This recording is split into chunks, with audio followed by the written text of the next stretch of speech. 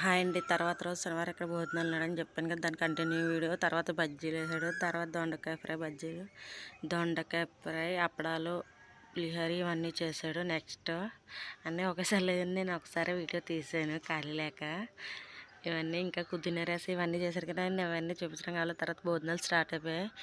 ఇవి నన్ను ఎటగారు ఎత్తున్నాడు, హాయ్ అండి ఇంకా యూట్యూబ్ స్టార్ట్ చేసే మళ్ళీ అని మా వాడు, మా అన్న వాళ్ళ ఫ్రెండ్ అందరూ భోజనాలు స్టార్ట్ చేశారు. తర్వాత వచ్చిన రోజు తాటికాయలు తెచ్చాడు మా అన్నయ్య. చూడండి మా పిల్లలు అది నేను ముంజుల కన్నా తాటికాయ ఫలంగా తింటేనే ఎంత బాగుంటాయి. మా సైడ్ ఎక్కువ ముంజులు దొరుకుతాయి, ఇటు సైడు ఎక్కువ కాయలకి వెళ్తారు.